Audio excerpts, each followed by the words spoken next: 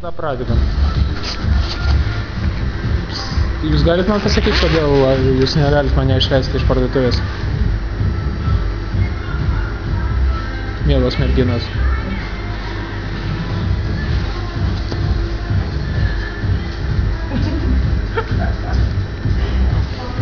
Aš noriu išeiti dabar iš parduotuvės. Supratau.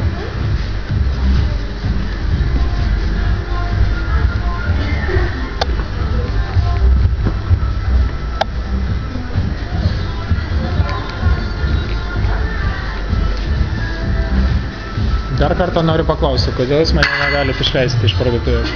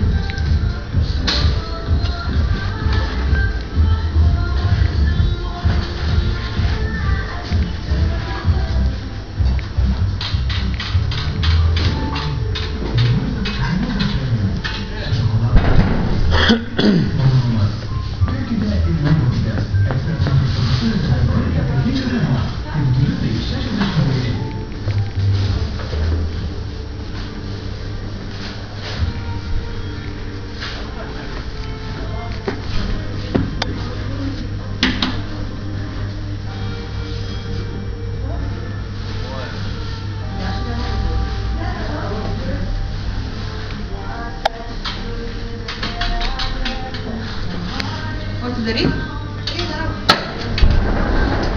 Šitas vyras man sukėlė įtarimų ir nenori pasirodyti, ir mes norim kažkaip. Kai jūs šiandien darot, tu tą fotoaparatą palikit. Kur? Kodėl? Ateikit čia. Kodėl? Todėl. Einam. To prasme. Einam administracinės patalpas. Nenoriu. Čia ateikit tada nuo kelias. Žmonės dirbsim darbą. Kas yra dabar? Aš nežinau, aš atėjau, pasižiūrėjau ir išėjau. Filmuojate?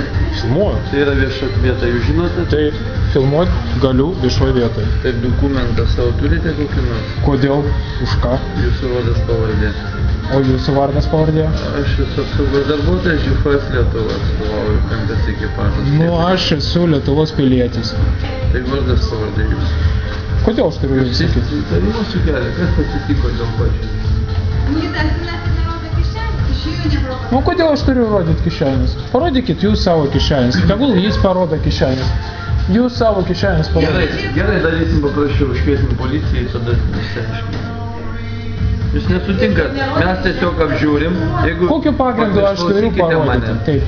Mes pasižiūrim, jeigu jūs nieko neturit, pasitvirtina merginų pardavėjų nuomonė, kad jūs esate nieko nepaėmęs, ar kad jos dėl to įtarimą sukelia, kad jūs įtarėt, jog esate vagys.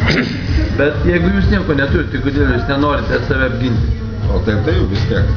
Aš ginuosi dabar. Giedraičių gatvės dėl narkotikų pasitikrinti. Dėl visko patikrinsim. Ar jūs suprantat, ką aš jums siūlau? Aš jums gražiai mandagiai sakau. Kokiu pagrindu jūs mane norite? Parodykit man vaizdo medžiagą. Parodys, bet tai jūsų pardavėja paprašė parodyti kišenės. Aš neturiu, aš turiu teisę nerodyti. Turi teisę? Mes turim teisę iškės policiją. Jūs esate įtariamas, kol kas esate Palaukit, o kai aš būsiu nekaltas, kas man dabar kompensuos darbo laiką, kurio aš dabar esu? Galėsite policijai rašyti ten pareiškimą ir iškilti savo nuomonę jiems iškilti. Tai aš nežinau, čia aš rašysiu ir skundą tada ir šitai parduotuvė ir jums. O kodėl? Už ką mums? O už tai, kad jūs mane dabar neišleidžiate.